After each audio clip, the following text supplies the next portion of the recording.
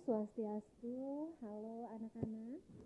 Senang sekali pada kesempatan kali ini Ibu bisa kembali lagi menemani kalian semua ya.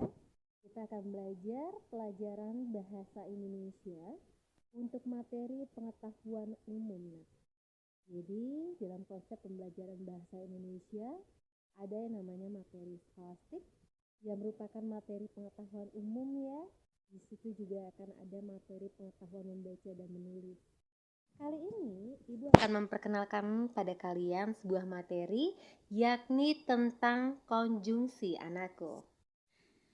Anak-anak, konjungsi itu adalah kata hubung nih. Jadi namanya saja kata hubung, tugasnya tentu untuk menghubungkan. Menghubungkan kata dengan kata, menghubungkan kalimat dengan kalimat, paragraf dengan paragraf. Anak-anak, ada 4 jenis konjungsi yang wajib untuk Anda ketahui kalau Anda tentunya ingin menjawab soal-soal bahasa Indonesia. Yang pertama, ada yang namanya konjungsi intrakalimat. Yang kedua, konjungsi antar kalimat. Yang ketiga, konjungsi antar paragraf. Dan yang terakhir, konjungsi korelasi. Anak-anak, jadi ketika kita menggunakan sebuah konjungsi dalam sebuah paragraf, ternyata tidak seenaknya ya meletakkan konjungsi. Jadi ada konjungsi yang letaknya di awal saja boleh, ada yang boleh di awal dan di tengah-tengah, dan ada konjungsi yang hanya boleh di tengah-tengah saja. Nah, untuk itu kita harus mengenal ya namanya jenis-jenis konjungsi anak-anak.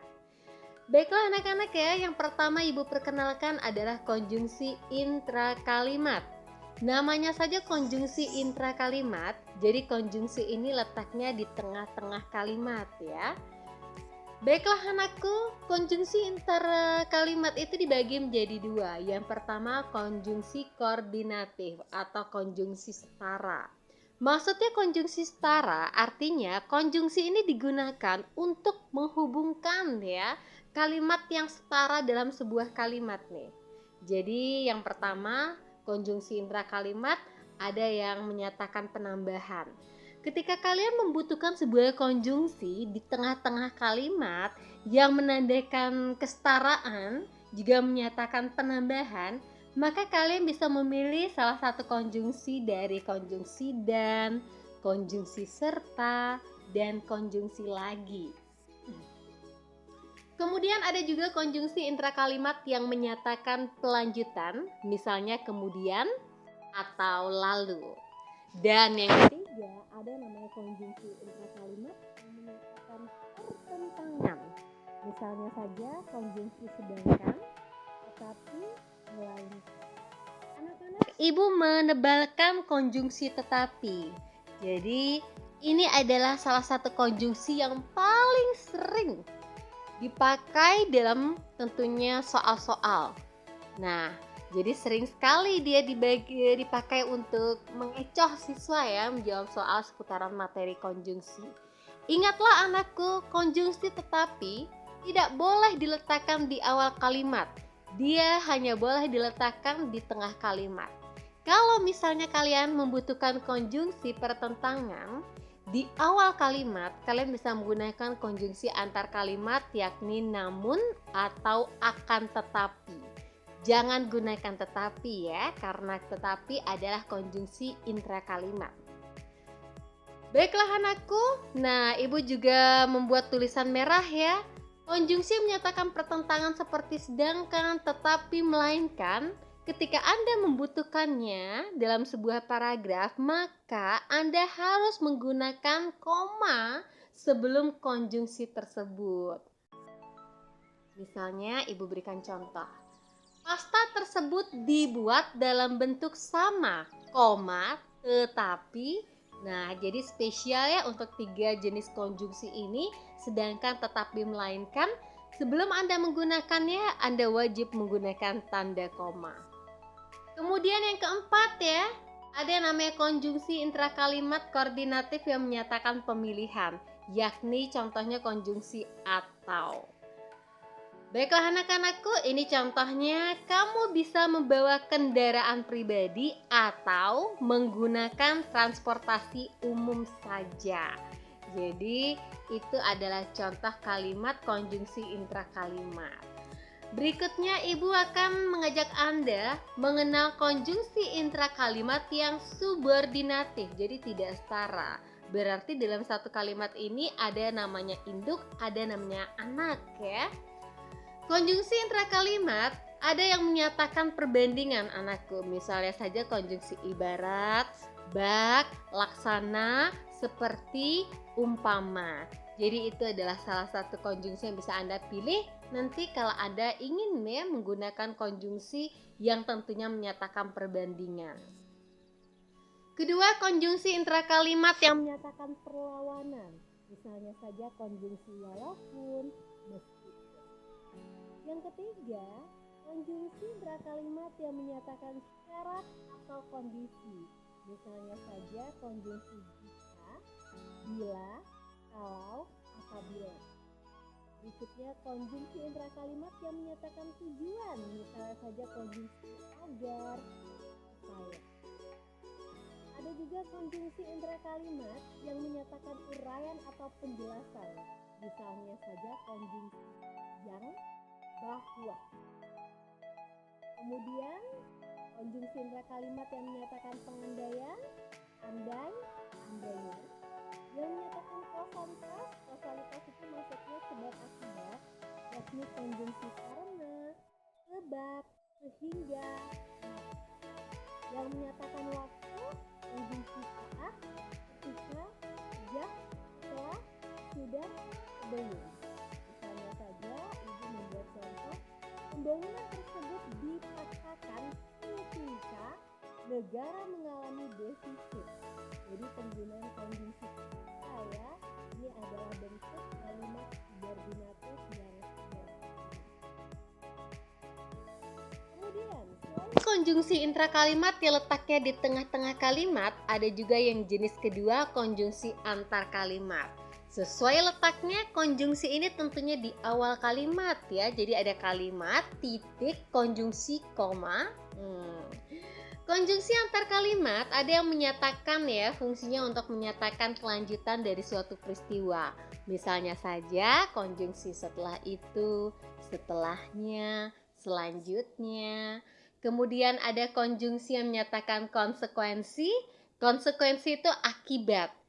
Kalau kausalitas itu sebab akibat, konsekuensi akibat saja.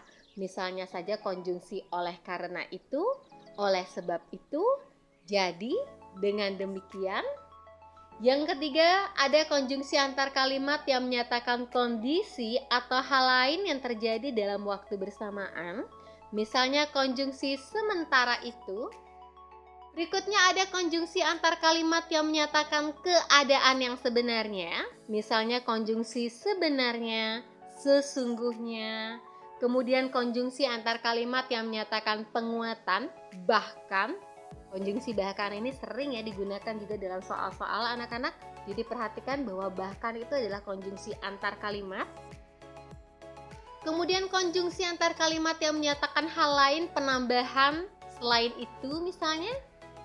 Konjungsi antar kalimat yang menyatakan kesanggupan, walaupun demikian, meskipun demikian, meskipun begitu, walaupun begitu. Kemudian ada konjungsi antar kalimat menyatakan pertentangan, akan tetapi, namun. Ibu tebalkan karena konjungsi ini juga sering dijadikan soal. Jadi ingatlah konjungsi akan tetapi dan namun ini digunakan di awal kalimat. Tidak boleh di tengah kalimat, karena kalau untuk di tengah kalimat sudah ada konjungsi tetapi. Berikutnya konjungsi antar kalimat yang menyatakan kebalikan, misalnya saja sebaliknya. Contoh ya, kalimat yang menggunakan konjungsi antar kalimat. Petani Indonesia mampu menghasilkan biji kopi yang berkualitas, titik. Bahkan, kopi tersebut diakui oleh dunia sebagai salah satu kopi terbaik. Jadi memang ada aturannya ya, tanda koma itu salah satunya digunakan dalam penggunaan konjungsi antar kalimat. Yang ketiga, konjungsi antar paragraf. Jadi sesuai namanya menghubungkan paragraf dengan paragraf. Paragraf dulu baru dilanjutkan konjungsi dan memulai paragraf baru. Ada konjungsi antar paragraf yang menyatakan adanya tambahan. Misalnya saja konjungsi di samping itu, tambahan lagi. Ini ralat ya anakku ya. Penulisan di samping itu, jadi penulisan yang di samping itu tuh harusnya dia ada spasinya, di spasi samping itu. Nah ini ya, jadi di spasi samping itu, tambahan lagi. Oke. Berikutnya ada konjungsi antar paragraf yang menyatakan adanya pertentangan. Misalnya saja bagaimanapun juga, sebaliknya, selain itu, selain. Kemudian konjungsi antar paragraf yang menyatakan suatu perbandingan, misalnya sebagaimana, sama halnya. Ada juga konjungsi antar paragraf yang menyatakan akibat atau hasil, yakni jadi, oleh karena itu. Menyatakan tujuan, yakni konjungsi untuk itu, dengan maksud itu. Menyatakan intensifikasi, pada intinya, ringkasnya itu. Kemudian konjungsi antar paragraf yang menyatakan adanya waktu, sementara itu, kemudian. Yang menyatakan tempat, disinilah, berdampingan dengan. Baiklah anak-anak, dan yang terakhir, Ibu akan perkenalkan kalian pada konjungsi korelasi. Konjungsi korelasi adalah konjungsi yang tidak bisa berdiri sendiri. Ketika kalian menggunakan satu, maka satunya lagi, pasangannya lagi harus digunakan. Jadi dia berpasangan. Misalnya saja konjungsi korelasi baik maupun pasangannya.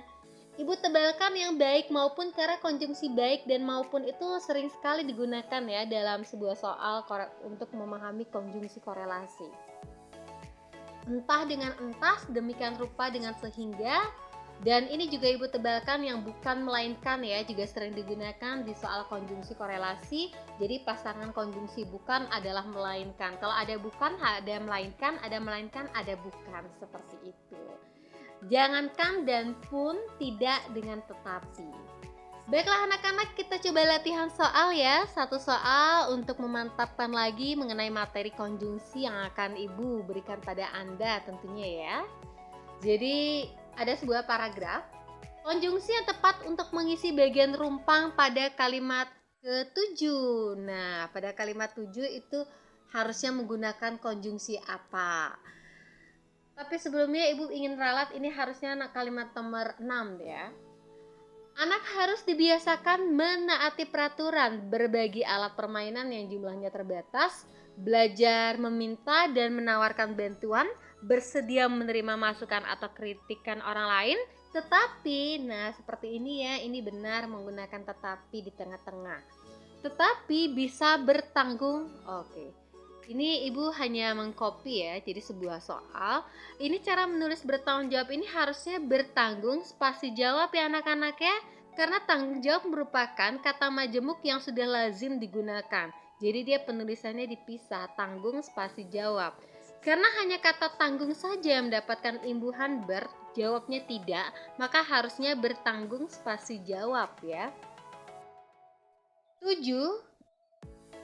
Karakter asertif yang dapat dilihat pada anak antara lain mampu mengkomunikasikan pikiran dan perasaan dengan baik, memberi saran kepada teman, dan mengekspresikan perasaan baik positif titik-titik negatif. Nah, ini harus menggunakan konjungsi apa? A ataupun B dan C serta D juga E maupun. Apa kira-kira? Iya, E ya, maupun. Kenapa bisa maupun? Karena ini adalah konjungsi korelasi anakku ya. Jadi kita sudah melihat ada konjungsi baik, dan baik dia harus ada kata maupun, baik positif maupun negatif. Nah, itu yang benar. Baiklah anak-anakku, demikian tentunya pelajaran kita hari ini mengenai materi konjungsi. Semoga tentunya bisa membuat Anda semakin menyukai pelajaran bahasa Indonesia. Sampai bertemu lagi di materi selanjutnya, dan Ibu tutup dengan Om Santi Santi Santi Om.